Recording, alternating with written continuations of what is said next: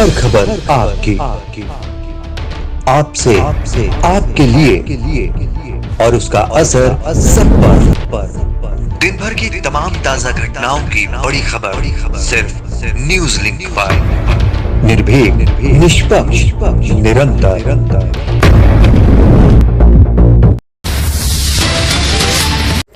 नमस्कार, news link में आपका हार्दिक अभिनंदन और मैं हूं आपके साथ डॉक्टर रेखा। आइए नजर डालते हैं दिन भर की तमाम बड़ी खबरों पर। कर्नाटक विधानसभा चुनाव में 224 सीटों के रुझान में चुनाव आयोग की शाम 5 बजे की अपडेट के अनुसार कांग्रेस को 136 सीट का प्रचंड बहुमत, बीजेपी को 64 और जेडीएस 20 सीट के साथ रही तीसरे स्थान पर और अन्य के खाते में 4 सीटें दर्ज। कर्नाटक और केरल में कांग्रेस की जीत के बाद बेंगलुरु से लेकर दिल्ली तक कांग्रेस दफ्तर में जश्न, लेकिन मुख्यमंत्री पद को लेकर सिद्धारमैया और शिव कुमार के बीच जंग हुई तेज। पार्टी अध्यक्ष मल्लिकार्जुन खड़गे ने कहा, विधायक दल की बैठक में चुना जाएगा नेता, लेकिन हाईकमान लेगा आखिरी फैसला। पिछले चुनाव के मुकाबले बीजेपी को कर्नाटक में 30 से अधिक सीटों का नुकसान, लेकिन वोट शेयर में कोई बदलाव नहीं। बोम्मई ने कहा, हार के कारणों की होगी समीक्षा। यूपी नगर निकाय चुनाव में बजा बीजेपी का डंका, सपा और कांग्रेस का सुपड़ा साफ। अयोध्या, बरेली, गाजियाबाद, सहारनपुर, मथुरा और झांसी में होंगे बीजेपी के महापौर। बाकी सीटों पर भी बीजेपी प्रत्याशी आगे। यूपी निकाय चुनाव में हर जगह बीजेपी का परचम लहराया। महापौर की सभी सीटों पर खिलता दिखा कमल। नगर पंचायत और नगर पालिकाओं में भी बीजेपी का जबरदस्त प्रदर्शन। ओडिशा के झारसुगुड़ा में बीजेपी की जीत। जालंधर लोकसभा पर आम आदमी पार्टी को अच्छी खासी बढ़त, वहीं यूपी के दोनों विधानसभा सीट पर बीजेपी आगे। ओडिशा के झारसुगुड़ा विधानसभा निर्वाचन क्षेत्र के उपचुनाव में बीजू जनता दल की दीपाली दास को मिली जीत। बेहद तेज तूफान मोखा के चलते बांग्लादेश हाई अलर्ट पर।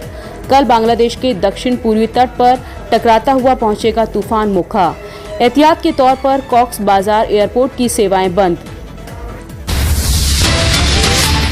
स्वास्थ्य और परिवार कल्याण मंत्री मनसुख मांडविया ने जापान के नागासाकी में G7 देशों के स्वास्थ्य मंत्रियों की बैठक को किया संबोधित।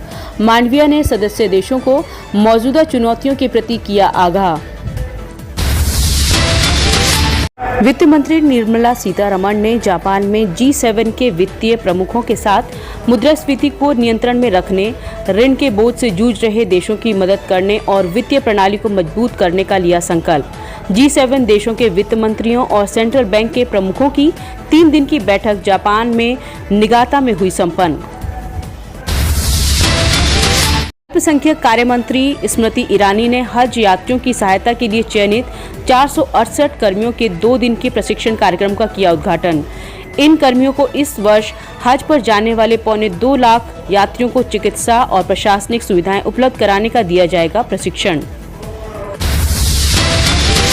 पूर्व पाकिस्तानी पीएम इमरान खान 2 दिन की हिरासत के बाद अपने लाहौर के जमन पार्क के घर पर लौटे। पाकिस्तान की सेना ने देश में मार्शल लॉ लागू करने की संभावनाओं से किया इनकार।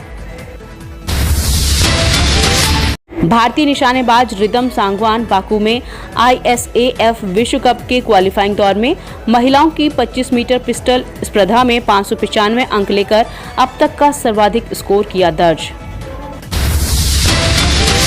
और IPL के पहले मुकाबले में सनराइजर्स हैदराबाद ने लखनऊ सुपर जायंट्स के खिलाफ टॉस जीतकर पहले बल्लेबाजी का किया फैसला।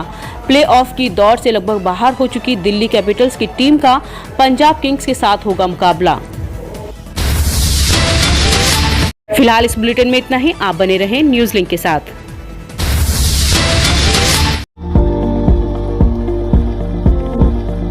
हर खबर आपकी, आपसे, आपके लिए और उसका असर सब पर। दिन भर की तमाम ताजा घटनाओं की बड़ी खबर सिर्फ न्यूज लिंक पर। निर्भीक, निष्पक्ष, निरंतर।